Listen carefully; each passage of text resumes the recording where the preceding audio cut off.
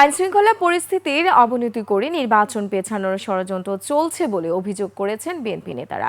তারা বলছেন, ফেব্রুয়ারিতে নির্বাচন ব্যত্যয় হলে তার দায়িত্ব অন্তর্বর্তী সরকারকেই নিতে হবে। শফিকুল ইসলামের রিপোর্ট। টাইলক্স টয়লেট ক্লিনার, যার অ্যান্টিব্যাকটেরিয়াল এজেন্ট টয়লেটের কোনায় কোনায় পৌঁছে 99% জীবাণু ধ্বংস করে। রাজধানীর ইঞ্জিনিয়ারিং ইনস্টিটিউট প্রাঙ্গণে সম্মিলিত পেশাজীবী পরিষদ আয়োজিত জুলাই গণঅভ্যুত্থান কর্মসূচির মাঠ পরিদর্শনে যান বিএনপির নেতারা।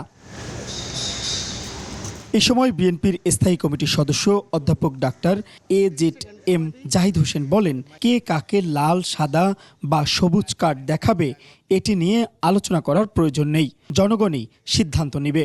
কোনো অন্যায়কে ছোট, কোনো অন্যায়কে বড় করে দেখার যে প্রবণতা, কোনো অন্যায়কে কোনো একটি কর্নার থেকে কোনো একটি দলের উপর চাপিয়ে দেওয়ার চেষ্টা করা, এটিকে রাজনীতিকরণ ঠিক না। যদি আইন শৃঙ্খলার অবনতি ঘটানো যায় তাহলে নিশ্চয়ই কোনো না কোনো কর্নারের লাভ হওয়ার সম্ভাবনা আছে।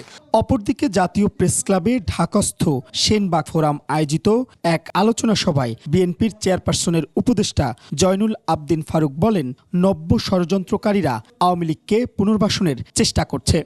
যার অপরিসীম সাহস, জিয়াউর রহমানের সন্তান হিসাবে সে বাংলাদেশে হাসিনার মতো ভোটে সরকার গঠন করতে চায় না। যদি আমাদের 16 বছরের আন্দোলন, খোকন মুগ্ধের রক্তে অর্জিত যে সফলতা এবং একটি নির্বাচন ব্যাহত হয়, সকল দায়িত্ব আপনাদেরকে বহন করতে হবে। তারেক রহমানকে নিয়ে অশুভ উক্তি বাংলাদেশের রাজনীতিকে ঘোলাটে করার অপচেষ্টা বলে অভিযোগ করেন জয়নুল আবদিন ফারুক।